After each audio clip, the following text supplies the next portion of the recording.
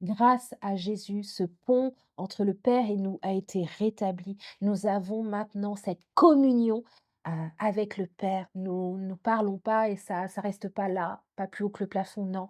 Quand nous adressons notre cœur au Seigneur, il écoute, il entend et il écoute nos prières. Et plus important encore, il y répond selon sa volonté. Et nous disons merci Seigneur. Oui, le Seigneur Jésus est cet homme à la droite du Père et il intercède pour nous. Bonjour et bienvenue sur Vitamine J. Aujourd'hui, je suis heureuse de pouvoir vous emmener dans la méditation du jour et nous allons prendre le psaume 80. À partir du verset 18, il est dit: Que ta main soit sur l'homme de ta droite, sur le Fils de l'homme que tu t'es choisi. Et nous ne nous éloignerons plus de toi, fais-nous revivre et nous invoquerons ton nom. Amen. Les premiers versets jusqu'au verset 18, il est parlé du peuple d'Israël, ce peuple que vous savez qui est mis à part pour Dieu, qui a été mis à part pour et par Dieu. Il est question de son cheminement avec Dieu et à un moment donné, il tombe dans le péché et il y a le silence de Dieu, il y a une pluie d'attaque de l'extérieur et on voit la souffrance du peuple.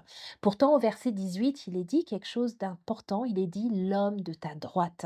Tout simplement, c'est un psaume prophétique. À travers cette parole, nous pouvons voir l'image de Jésus-Christ, qui est l'homme de sa droite. Dans Romains 8, 34, il est dit: Christ est mort, bien plus, il est ressuscité, il est à la droite de Dieu et il intercède pour nous.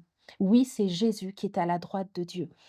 Dieu a répondu à la prière de ses enfants dans son amour en envoyant Jésus-Christ sur la terre à travers la naissance, à travers Marie. Il est venu sur terre, il a grandi parmi les hommes et il a accompli pleinement la volonté du Père jusqu'à la mort et la résurrection.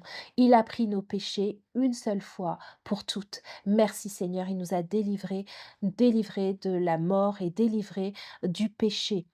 Romains 6, 10, il est dit: Car il est mort, et c'est pour le péché qu'il est mort une fois pour toutes. Il est revenu à la vie, et c'est pour Dieu qu'il vit. Amen. Les conséquences pour nous qui plaçons notre foi, notre espérance en Dieu, qui avons donné notre vie à Jésus-Christ, nous ne nous éloignerons plus.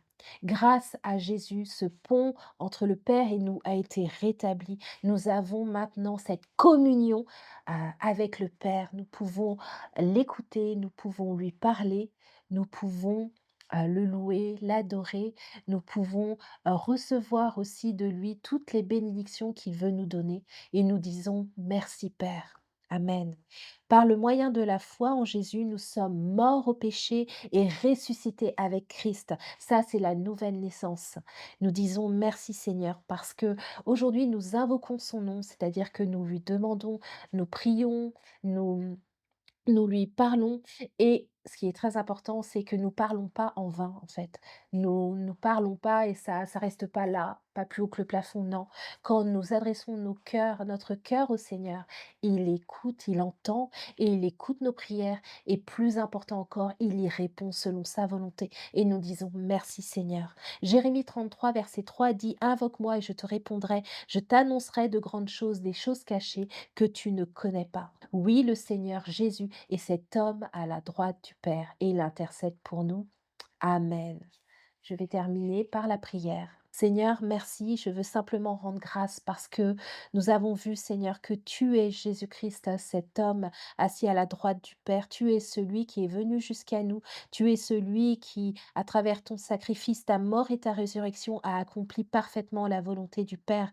Et tu nous as, Seigneur, établis, Seigneur, en toi et par toi. Nous te disons merci, Seigneur, parce que tout ce que nous sommes et tout ce que nous avons nous vient de toi. Que ton nom, Seigneur, soit glorifié, louange, honneur et gloire au nom puissant de Jésus. Amen. Soyez bénis et bonne journée.